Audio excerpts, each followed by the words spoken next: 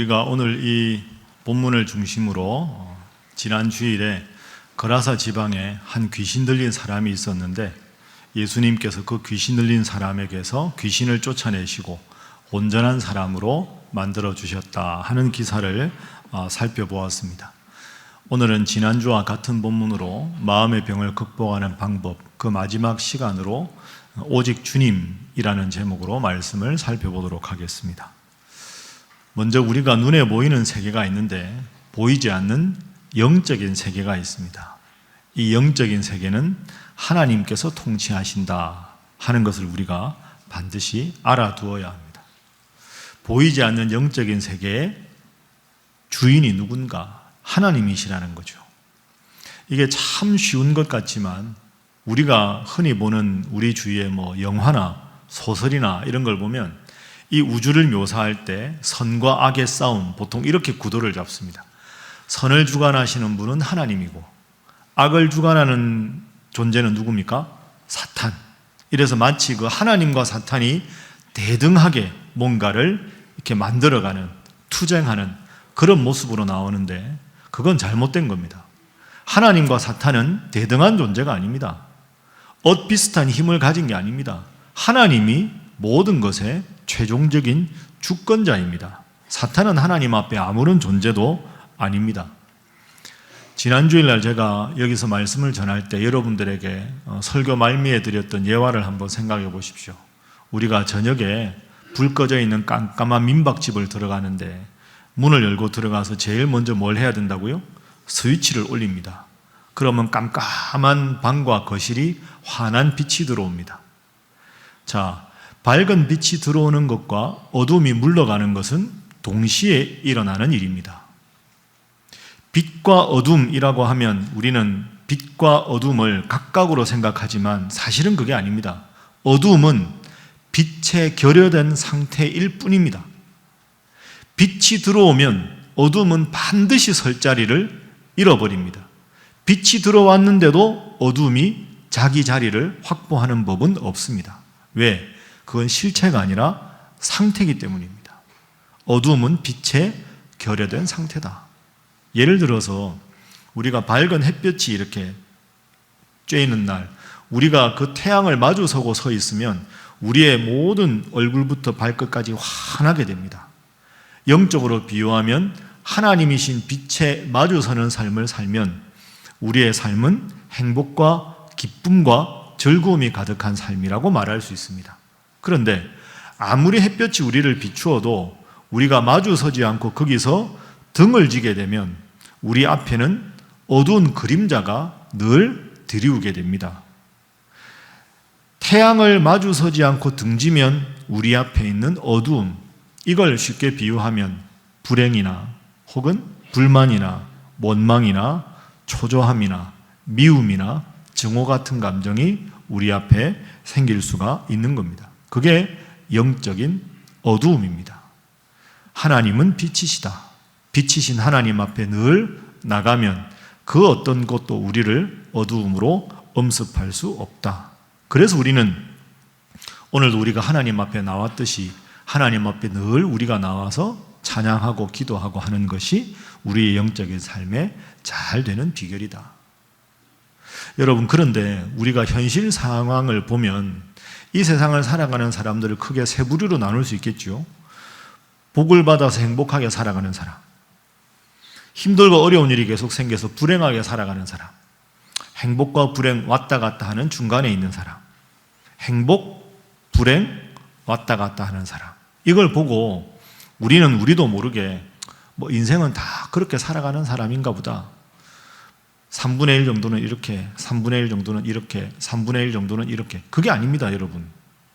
그래서 내 인생에 자꾸 어려운 일이 생겨서 불행하게 살면 그래, 나는 원래 인생이 이런가 보지. 내가 별로 행복하지 않아도 인생이라는 게 원래 이럴 때도 있고 저럴 때도 있지. 그게 아닙니다, 여러분. 하나님이 인간을 창조하신 목적은 우리가 행복하게 즐겁게 살기 위해서 창조한 겁니다. 내가 지금 행복하지 않다. 내 인생에 자꾸 어둡고 원망과 미움만 생긴다. 이것도 한 인생이지. 그게 아닙니다. 그렇게 사는 건 하나님의 원하는 뜻이 아닙니다. 이걸 우리가 분명히 기억해야 합니다. 내가 내 삶이 만족스럽지 못하고 행복하지 못하면 어쩔 수 없지가 아니라 이건 내 원래 하나님이 나를 창조하신 것에서 벗어난 것이다.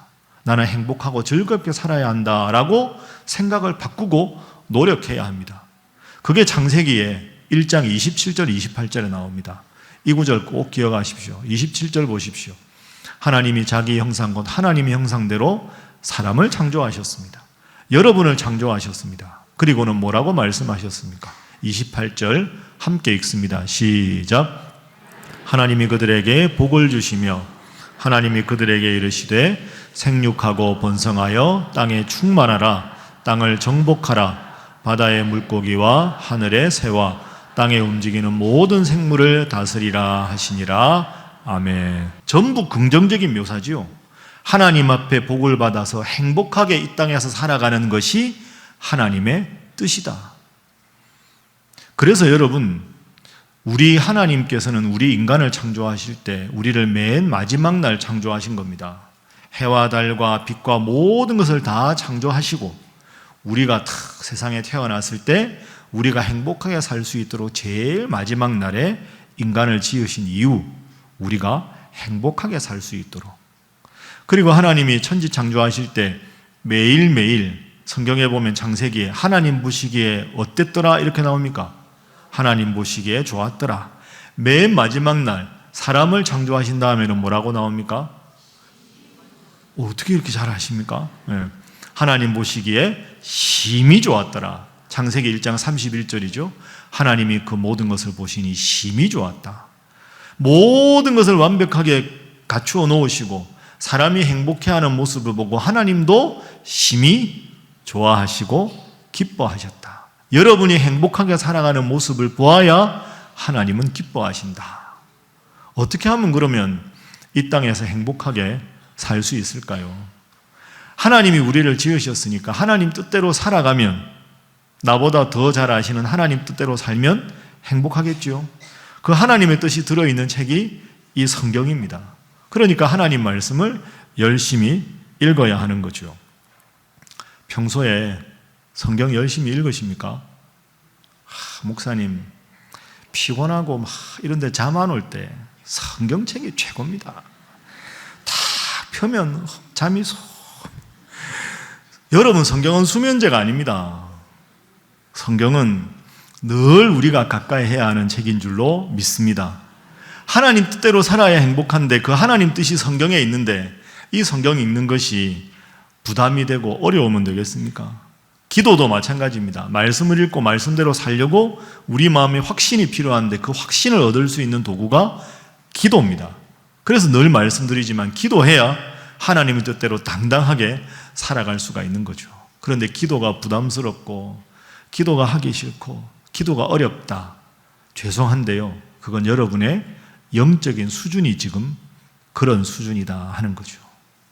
그러면 하나님 앞에 말씀을 읽고 말씀을 배우고 기도하고 찬송이 곡종 있는 기도인데 찬송 부르고 이 모든 것이 잘 갖추어진 형식이 바로 예배입니다.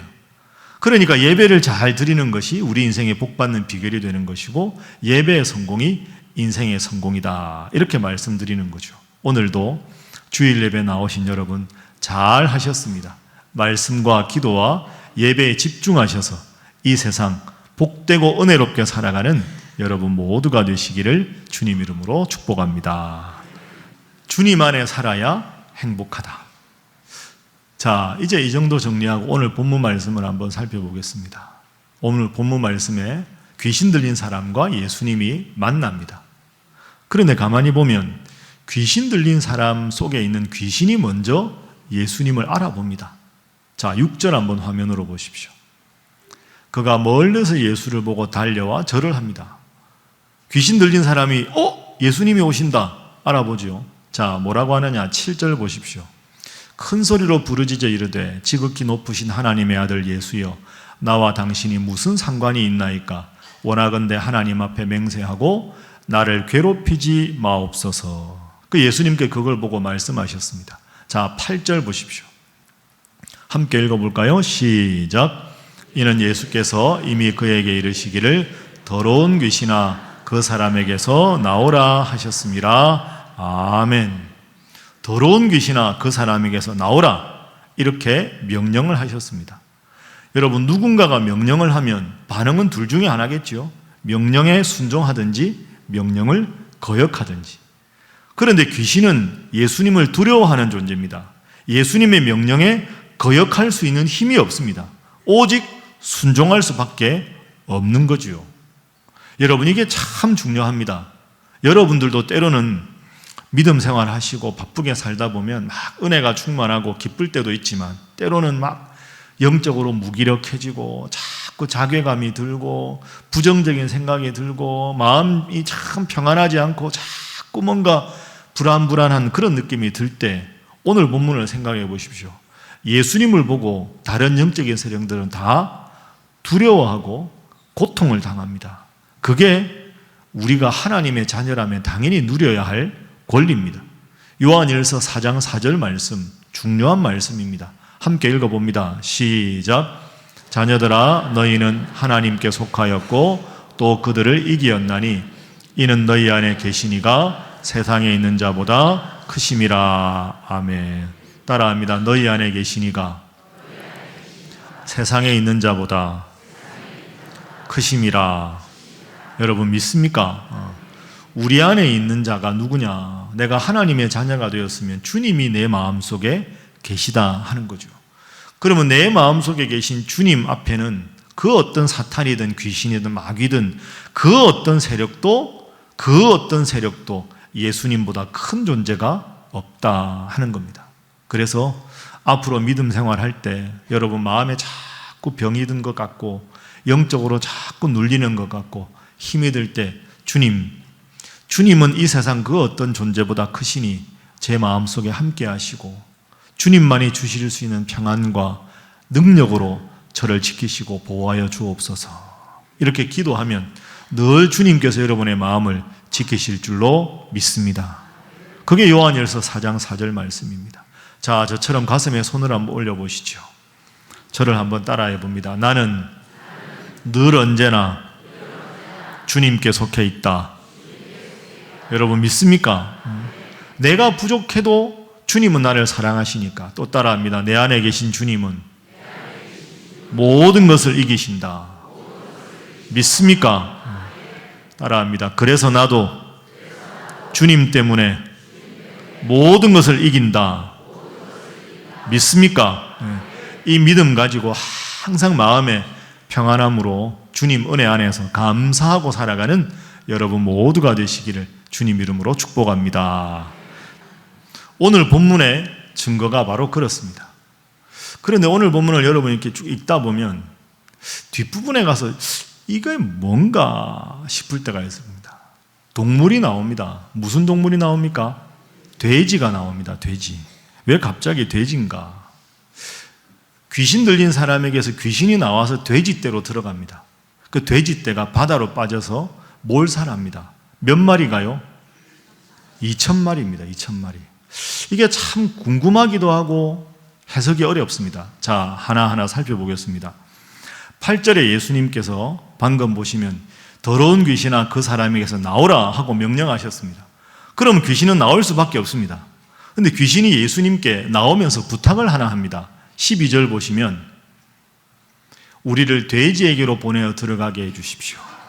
돼지에게로 들어가게 해달라고 간청을 합니다. 예수님이 허락을 하십니다. 13절 허락하신데 더러운 귀신들이 나와서 돼지에게로 들어가며 거의 2,000마리 되는 떼가 바다를 향하여 비탈로 내리다라 바다에서 몰사하였다. 여러분 오늘 본문 보면 무슨 생각이 제일 먼저 드십니까? 돼지가 2,000마리면 그게 얼마야? 여러분 그 생각부터 드시면 안 됩니다. 중요한 건 귀신 들린 사람이 온전해져서 앞으로 주님 때문에 행복한 인생을 살게 되었다. 이 사람의 변화에 우리가 관심을 가져야지. 돼지가 2,000마리? 와, 우리가 자꾸 이렇게 돈 이런 거 생각해서 그런 겁니다. 자, 오늘 본문을 그러면 정확하게 한번 해석을 해보겠습니다.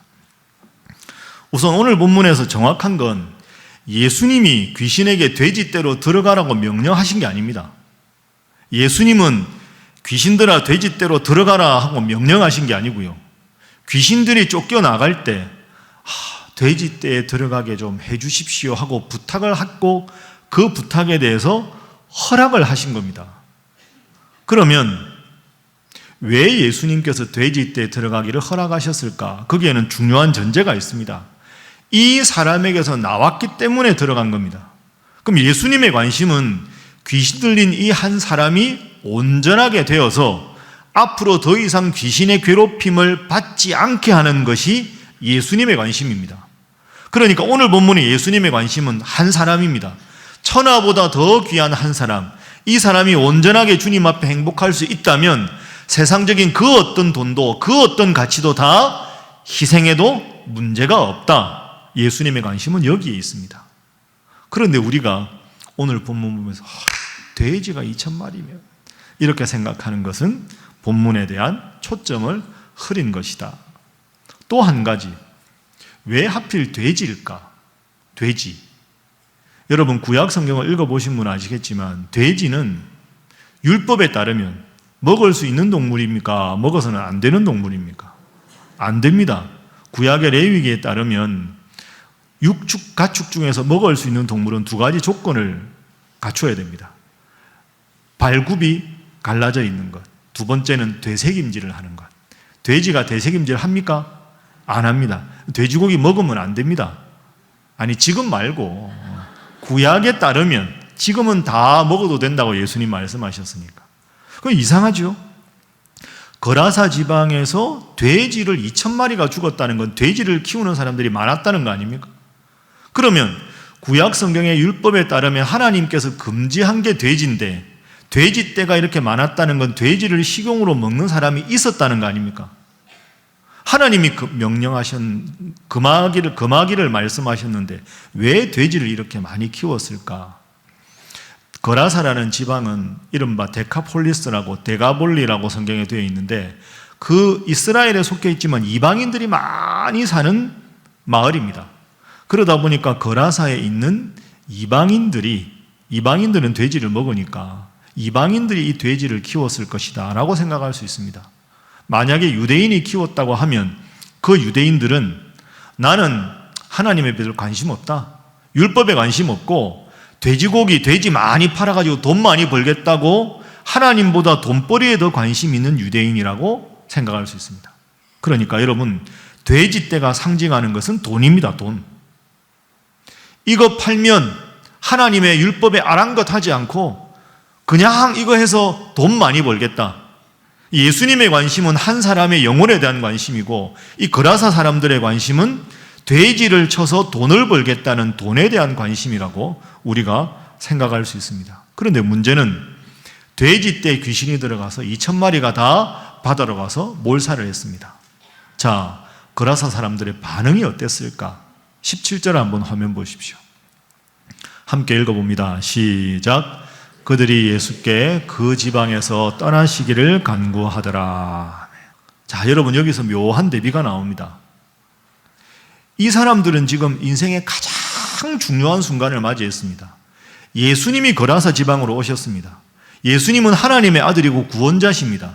그러면 이 사람들이 만사를 제쳐놓고 예수님, 우리에게도 하나님 말씀을 전해주십시오, 우리에게도 구원의 복음을 전해주십시오 라고 하면 예수님과 더불어서 천국의 복음을 들을 수 있는 절호의 찬스인데 이 사람들이 먼저 떠나주십시오 라고 말합니다. 이 사람들은 어떤 마음일까요? 예수님 때문에 우리의 아까운 재산을 돼지떼 2,000마리를 잃었습니다.